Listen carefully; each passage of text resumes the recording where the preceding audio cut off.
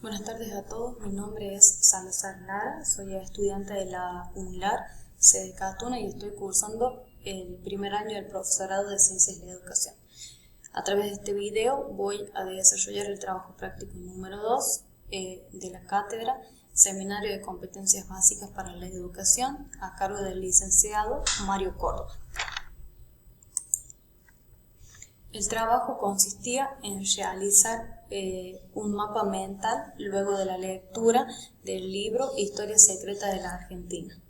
Este libro fue escrito por Iván Callino, licenciado en Administración, escritor, columnista y profesor argentino. ¿Quién maneja realmente los destinos de la historia? Es la frase con la que comienza este libro, el cual nos pretende mostrar cuáles son las verdaderas fuerzas que toman las decisiones tanto políticas como económicas de nuestro país. También este libro nos pretendía mostrar la Argentina que no fue y por qué hoy la Argentina está como está. En un primer capítulo tenemos el círculo rojo, que el autor lo define como el poder detrás del poder, como una verdadera maquinaria de intereses que utiliza la democracia para poder asegurar sus propios intereses. Y del círculo rojo pasamos al estado profundo, que es el poder detrás de las personas por las cuales nosotros votamos, ya sea por el presidente o por cualquier miembro del Congreso. Estos operan por detrás y encima del gobierno democrático y están conformados por tres elementos. Primero tenemos los empresarios que no quieren competencia y son los que piden protección al gobierno, y hay quienes de cierta manera influyen para impedir nuevas medidas económicas que podrían beneficiar a la población. Y como dije anteriormente, el proteccionismo es una de las herramientas más usuales de los empresarios, como por ejemplo la traba a los productos que deberían ingresar a Argentina. Así la industria local no tiene competencia y sus precios pueden ser más altos. Los empresarios se benefician, ellos ganan, pero a costa de los consumidores. Y este proteccionismo del que tanto estoy hablando genera pobreza. Como siempre, los sectores más afectados son los pobres. Luego tenemos los sindicatos, que si bien los sindicatos cumplen un rol importante porque son los encargados de facilitar las negociaciones entre las empresas y sus empleados, pero estos son verdaderas organizaciones de poder y de dinero en nuestro país, ya que administran cajas multimillonarias.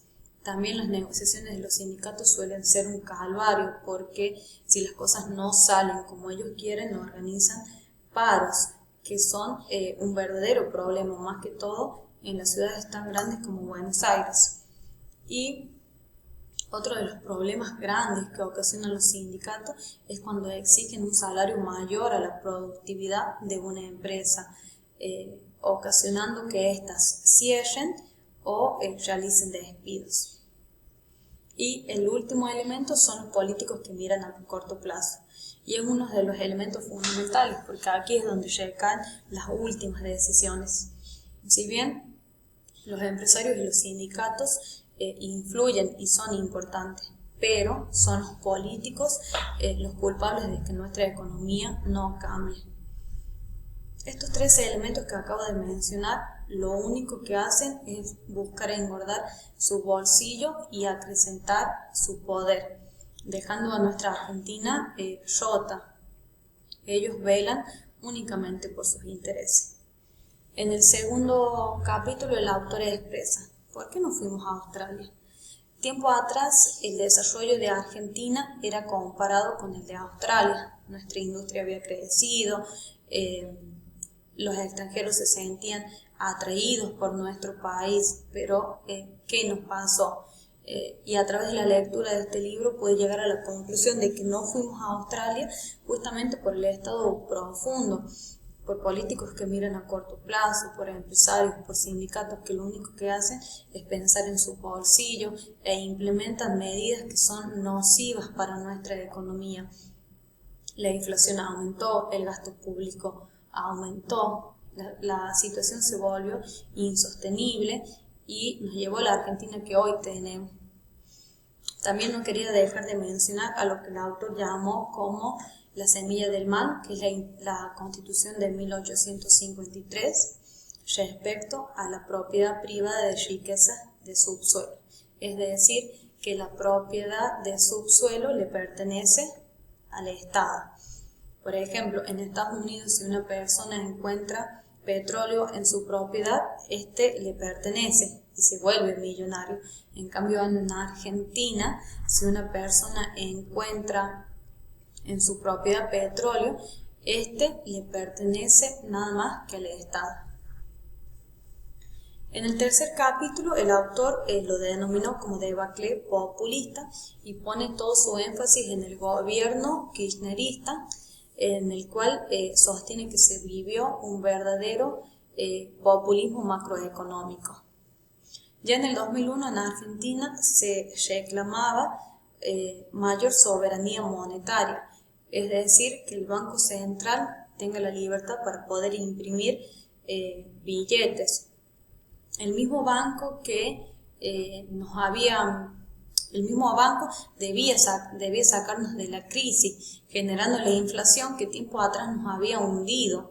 Y durante todo este periodo, los sindicatos y la industria apoyaban a la salida de la ley de convertibilidad y al gobierno kirchnerista, pero nos estaban llevando a lo que se denominó burbuja populista.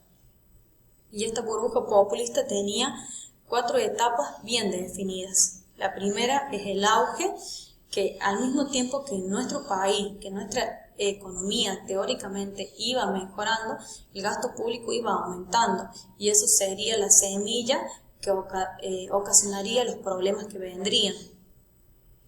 Luego tenemos la segunda etapa, que es el cuello de botella, que tuvo lugar entre el 2006 y el 2011.